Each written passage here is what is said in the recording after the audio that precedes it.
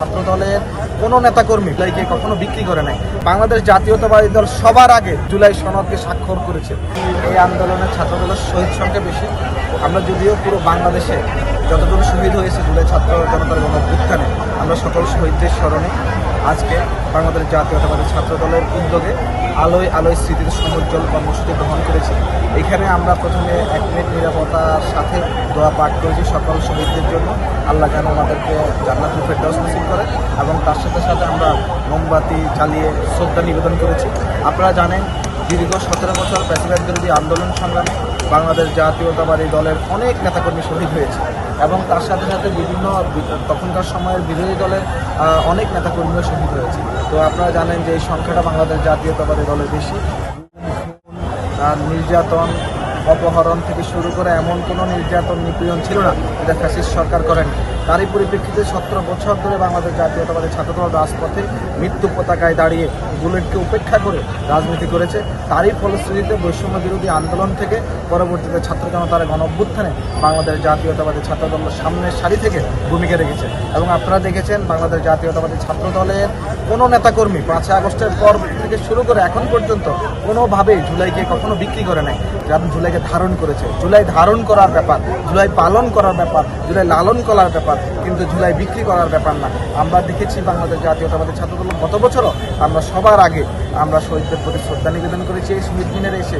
ঠিক সেই কাজটি ধারাবাহিকভাবে আমরা করছি। এবং আপনার যে প্রশ্ন ছিল আমরা জুলাইকে ধারণ করি, আমরা জুলাইকে সবচেয়ে বেশি ধারণ করি বলেই আমরা জুলাই কখনো বিক্রি করি না। আমরা মনে করি 1971 সালের স্বাধীনতার যুদ্ধ সংগঠিত হয়েছে, বাংলাদেশ স্বাধীন সার্বভৌমত্ব রাষ্ট্র পেয়েছে।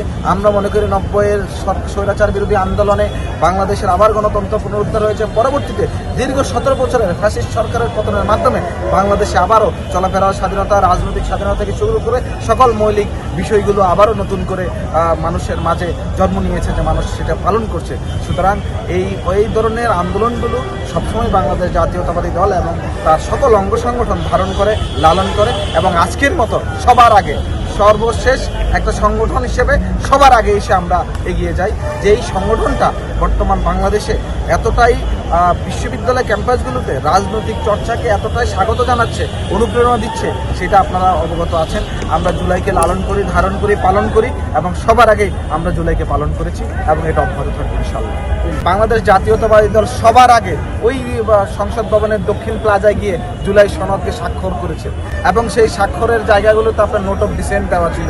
সেই নোট অফ ডিসেন্টগুলো মেনে নিয়ে তখনকার নিরপেক্ষ যেই অন্তর্বর্তীকালীন সরকার ছিল সেই সরকার বলেছে ঠিক আছে, কিন্তু পরবর্তীতে আমরা দেখেছি নোট অফ ডিসেন্টের কোনো বিষয় ছিল না। জুলাই সনদ অক্ষরে অক্ষরে পালন করবে, এবং প্রতিটি শব্দ ধরে ধরে যে আপনার সেই দিন সংসদ ভবনের দক্ষিণ প্লাজায় যে জুলাই সনদে বাংলাদেশ জাতীয়তাবাদী দল স্বাক্ষর করেছে সেটা ধরে ধরে অক্ষরে অক্ষরে পালন করবে বলে আমরা মনে করি। এবং তারই বাস্তবায়ন বিভিন্ন আইনগুলো, অধ্যাদেশগুলো 133টার মধ্যে ম্যাক্সিমাম আপনার প্রায় 90% অলরেডি আপনার আইনে পরিণত হয়ে গেছে, এবং বাকিগুলো ইনশাআল্লাহ আলোচনা সাপেক্ষে সেগুলো বাস্তবায়ন হবে। এটা আসলে আপনি যে প্রশ্ন করেছেন জুলাই সনদ বাস্তবায়ন করবে কিনা, এটা একান্তই যারা বাংলাদেশ চাইনি কখনো, যারা এই বাংলাদেশের রাজনীতি করার অধিকারটুকু পেয়েছে এক বাংলাদেশ জাতীয়তাবাদী দলের কল্যাণে, তারাই এখন এই অপপ্রচার করছে। আমরা সাধারণ মানুষকে, সকল শিক্ষা প্রতিষ্ঠানের শিক্ষার্থীদেরকে এবং এই দেশের সকল শ্রেণী পেশার মানুষকে আহ্বান করব, বাংলাদেশ জাতীয়তাবাদী দল সংসদ ভবনের দক্ষিণ প্লাজায় যে জুলাই সনদ স্বাক্ষর করেছে সেটা অক্ষরে অক্ষরে প্রতিটি শব্দ ধরে ধরে পালন করবে। আপনারা কোনো ধরনের অপব্যাখ্যা এবং কোনো ধরনের অপপ্রচার বিশ্বাস করবেন না।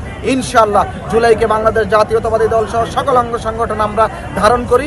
আমরা অবশ্যই সকল কিছু জুলাইয়ের সকল চেতনায় উদ্বুদ্ধ হয়ে আগামীর বাংলাদেশ সাম্য, মানবিক এবং ন্যায় ইনসাফের ভিত্তিতে প্রতিষ্ঠা করার জন্য আমরা আমাদের সকল কিছু উদ্ধার করে দেব ইনশাআল্লাহ।